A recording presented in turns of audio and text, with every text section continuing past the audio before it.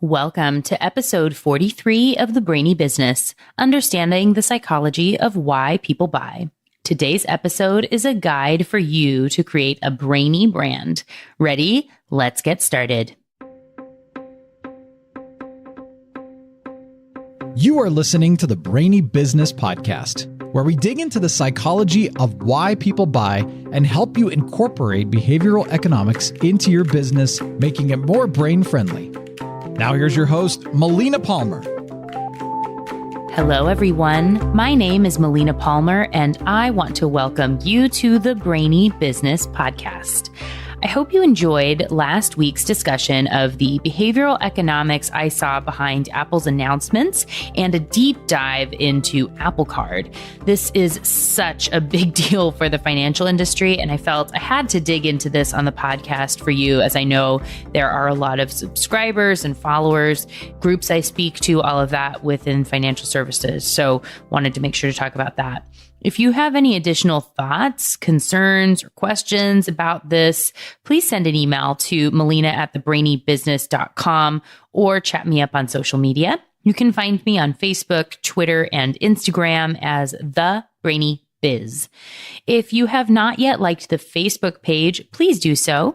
That way you can get notified of when my weekly live will be. I go live once a week to answer your questions about behavioral economics and business, and I would love to interact with you there. Again, you can find me as The Brainy Biz. That's B-I-Z. Today, we're moving on from that to, and our long series on nudges, to talk about one of my all-time favorite topics, branding. And in many ways, this is a bit of an extension of last week, as the Apple brand is well known for being innovative and design-focused and really beautifully presented. And so that's one of the reasons they were able to really disrupt, or will be able to potentially disrupt, the banking and credit card space if they choose to really hammer down on this. And that's what's allowed them to build their company to the amazing heights that it has reached already. If you're new to the show, in which case, welcome, you may not know that I have an extensive background in the area of branding. I obtained my undergraduate degree in marketing before working at an advertising agency, then started a credit union marketing consultancy, and then ran the marketing department at a financial institution for 6 years. While there, I led a brand refresh that nearly tripled awareness in less than 2 years. Stick around for next week when I will dig into the 3 strategies for branding, whether you should rebrand, refresh, or reinforce, and when to use each one. This background in branding and marketing has led to the way I implement behavioral economics for my clients and here on the podcast. Recently, I've received a lot of questions about branding, what matters, what's included, and how behavioral economics ties into that. And that's what we will dig into today. Before we get into the meat of the episode, I want you to know that there are show notes available for you within the app you're listening to, or by visiting thebrainybusiness.com/43. That will have all the links to articles, shout outs, past episodes referenced throughout the show, and any other pertinent information. There, you can also sign up to be part of the subscribers group, which gives you easy access to all the freebies and makes sure you're the first to know when new content, courses, workshops, and Facebook Lives are scheduled, so you can come ask me questions and have them answered on the spot. Again, you're automatically added into the group when you subscribe for any freebie on the website. There are 32 of them for you now, so hopefully you can take advantage of those, check them out, and get some value out of them since I have created them for you. And for those of you in the States, you can sign up by texting the word Brainy, BRAINY, to 345-345. You will be added to the list and get a copy for free of my ebook, The 10 Behavioral Economics Concepts You Need to Know and How to Apply Them, as a thank you. All right, let's talk about brainy branding. First, we need to talk a little about what a brand is in the traditional sense. If you were to look it up in the dictionary, a brand is a type of product made by a particular company under a particular name. Or it's the way ranchers mark cattle to claim them as their own and so no one can steal them. On the surface, branding cattle may not seem related to branding a company, but when you think about it, in today's world, a brand still does a lot of those things. You put your stamp on something to show it is yours, and many people wear those same brands with pride to show they're part of the herd. A brand can take a generic item, like the paper used to wipe our noses, and turn it into something more. Kleenex. People pay more for brand name items, and they even get more value out of them because of expectations and conditioning. Studies show the value of Coca-Cola is more than the drink itself, but the expectation that you will be drinking Coke causes the brain to light up with joy before the bottle even touches your lips. And people say they get more pain relief from a pill they believe costs $2.50 over one that only costs 10 cents, even when they're both just a placebo. These are some of the insights that can make a brand brainy. Understanding what creates value in the brain of a consumer and how to build that into messaging, and knowing that conditioned responses can cause a product like Coca-Cola to create a similar reaction in the brain of its consumer to that of Pavlov's dogs and their dinner bell. Before we get too deep into that, though, I want to talk about the difference between branding and marketing. Many people, especially those who have not worked in the field before, think these terms are synonymous, but marketing and branding are not the same thing. I tell my clients and staff that marketing is all the one-off stuff you do to get your name out there. Radio ads, website work, flyers, brochures, sponsorships. And when all you do is marketing, you consider each of these as they come up in a vacuum. You get a request for an advertisement and start from scratch each time. Sure, you have some signature colors you go to, but much more than that, and it's a new day, new campaign, new message. Marketing is reactive. It's better than doing nothing for the most part, but it's not building towards something bigger. It's not creating something people want to wear on their arms and shout from the rooftops that they're part of the team. That is where branding comes in. When you create a brand, you have a strategic center everything can relate back to, a touchstone for your company. Any opportunity or new request can be brought back to this foundation to see if it's in alignment. And if it is, then you do it. If not, you don't. Branding has gone through lots of fads over the years, personas, archetypes, storyboards, you name it. While some of those fads have burned out, many are still used today, and they provide a good starting point for companies. But there are many myths out there about branding, and as Byron Sharp said in How Brands Grow, it is in many ways a field in its infancy. He relates marketers to medieval doctors using bleeding as a technique to treat their patients for hundreds of years. A bit harsh, perhaps, but I get the point. Marketing research has long struggled to be considered true research in the same way the sciences are. Often, this is because businesses place pressure on quick results and teams rely on the way they've always done research instead of creating truly valid studies.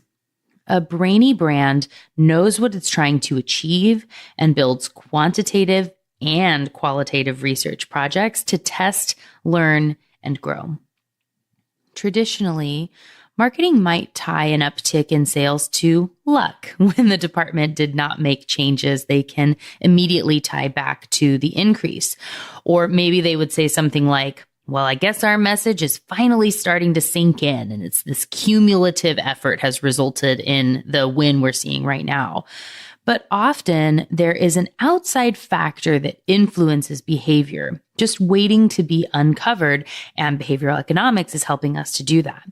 Truly great marketers, like those in the sciences, are great questioners, always asking why and digging deeper. For example, in 2012, Mars saw an uptick in their candy bar sales. They did not increase spend or do anything to change their brand messaging. So what happened? How could they replicate this and continue to see the benefits? What had they done that triggered all these sales of Mars bars? Turns out they didn't really do anything. In reality, the increase in sales was tied back to the landing of the Mars rover. Serendipitously, it was named Curiosity. Are our brains so simple in their connections that hearing the word Mars and relating to the planet Mars over and over would increase our cravings for Mars bars, which are named after their founder and not even tied to the planet at all? Why, yes. Yes, they are. This is one of many examples in Jonah Berger's amazing book, Contagious: Why Things Catch On, which I've linked to in the show notes. He also co-authored a series of studies in the Journal of Marketing back in 2008, which outlined more of these simple connections. For example, people who wrote with a green pen were more likely to choose Sprite than those who wrote with an orange pen, who were more likely to choose Orange Crush. People were more likely to think of Reese's and other candies with orange wrappers the day before Halloween, when the color was prominent, than they were a week later. Those who were shown pictures of dogs were more likely to show a preference for Puma shoes. You may be thinking, but Pumas are cats, and that is true. They chose the dog images for the study because they're related, but not the same, and still activate the cat category in the brain. Here's what I mean. Have you ever played the game where someone says a word and you say the first word that comes to your mind? Well, when people heard the word dog, what do you think the most common response was? That's right. 3 out of every 4 people said cat. And your brain makes these associations whether you ask it to or not. This is why it's also smart to put peanut butter, jelly, and bread in the same aisle, or a little display of cereal near the milk. In the case of Puma products, people were shown a series of 20 pictures before being asked about their brand preferences on shoes and things. One group did not see anything that tied in animals. They saw only staplers and other random things. And in the other groups, 5 or 10 of the images included dogs. No one had every image be of a dog, so it didn't feel so forced and obvious.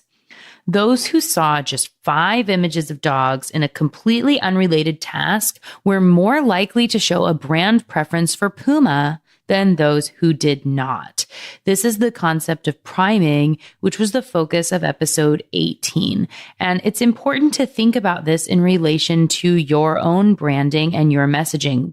What's the messaging that's coming directly before your advertisement? Or what's the show somebody's watching before your commercial comes on? What is the context of the article where your advertisement is being placed, or YouTube video somebody's watching? That all matters and is really important to note.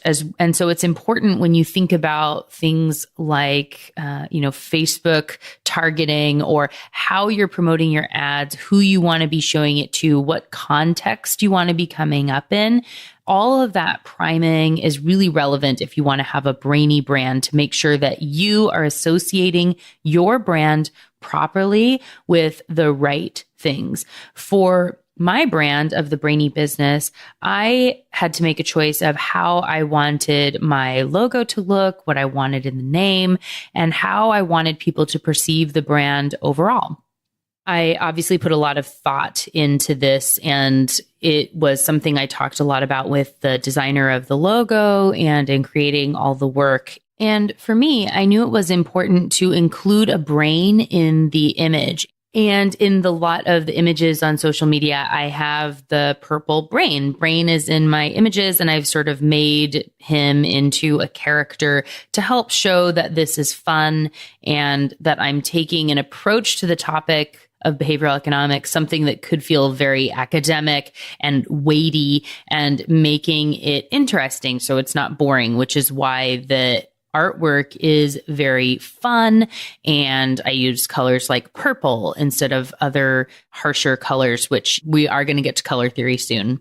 But thinking about the way that those images, what does a brain signify? It signifies that it's going to be smart or thoughtful, and all these associations that come up with brains. And in my case, I also have a rocket. And so showing that you're going to be lifting up, you're going to be up leveling, you're moving forward. The associations that our brains are making all the time with those images in those 11 million bits of information your subconscious is processing, those get associated with my brand. And so it was important to choose things that were fun, but intelligent, and that would have the message, this overall feel I wanted for the brand, to help draw people in. And then it's my responsibility to be adhering to that in all the messaging, all the episodes of the podcast, every video I do on Facebook, all the social media that I share, that it's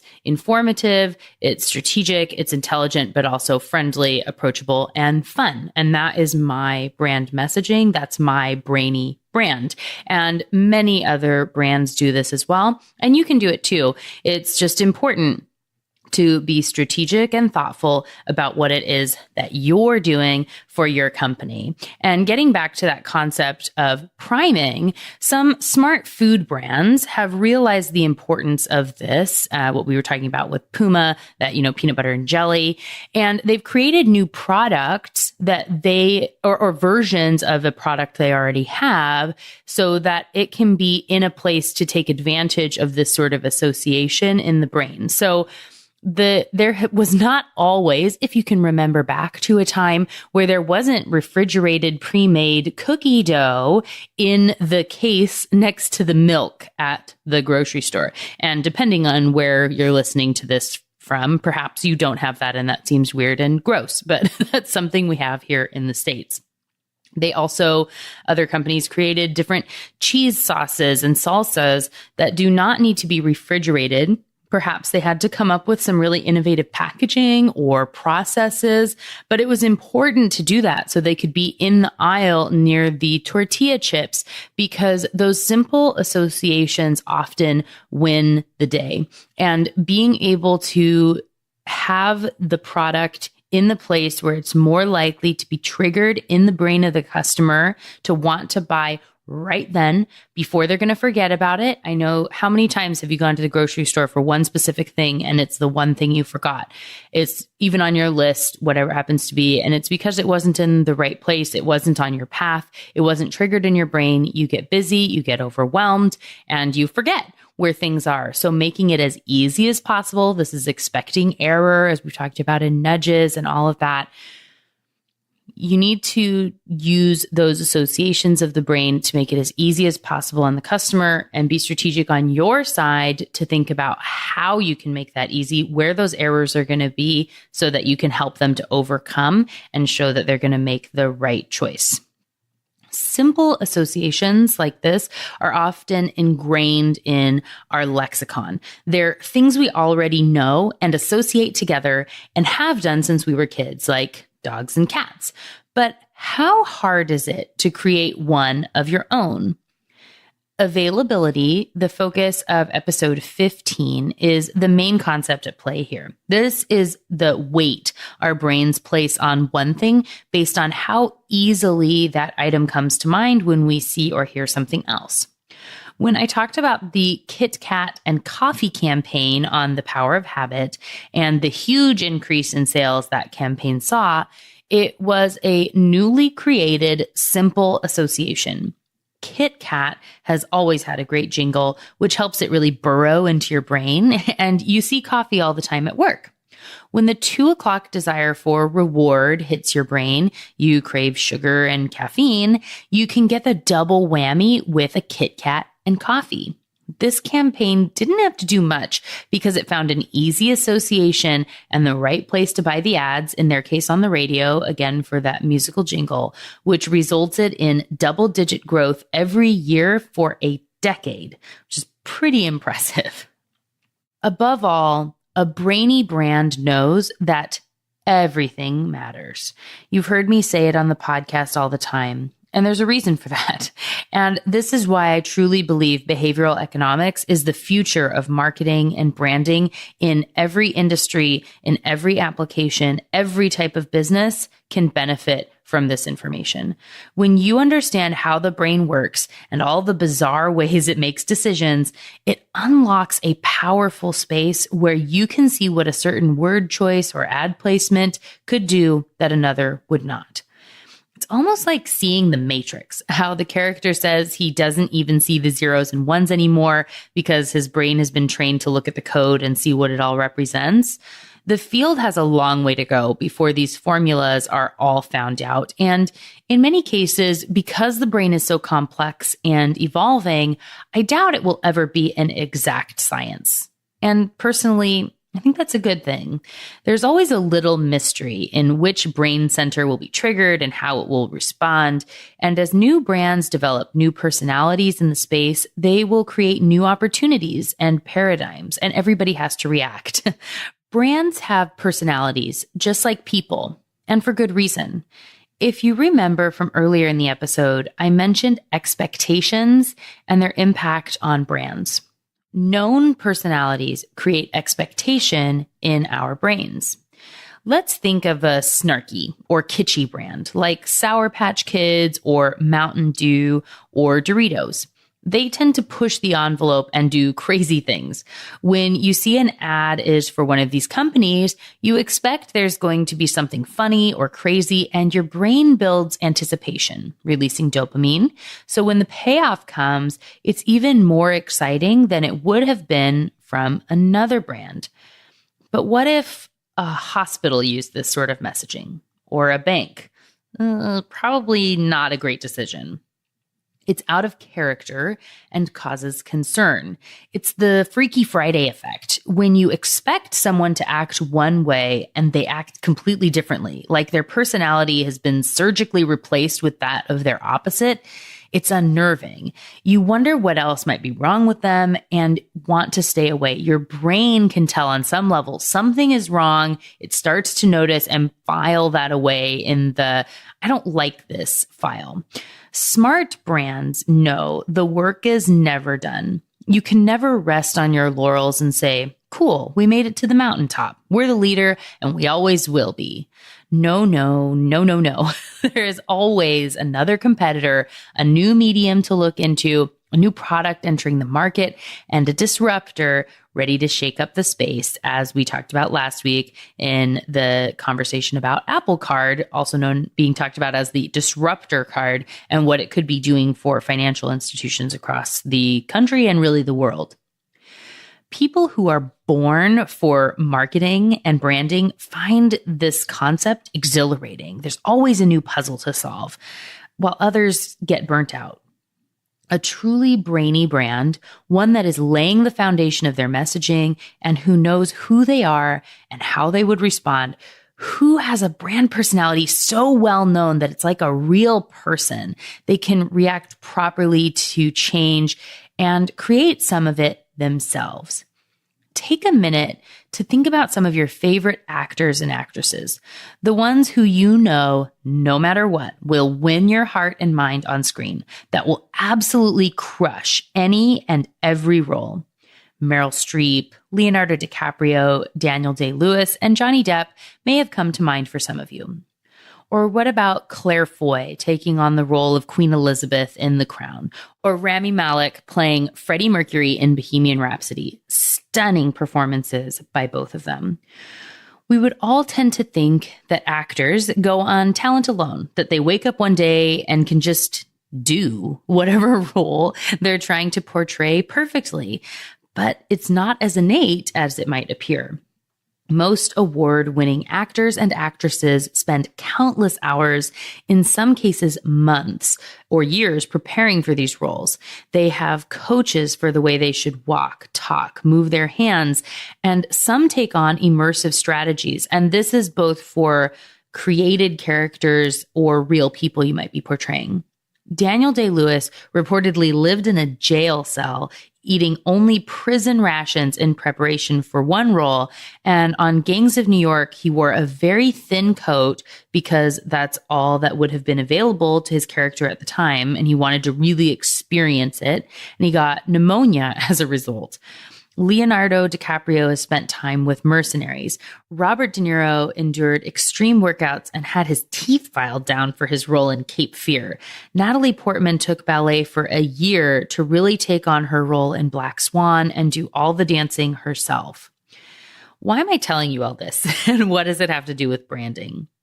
Method acting is a lot like business branding because they both require a lot of preparation and understanding of things that may never be brought up.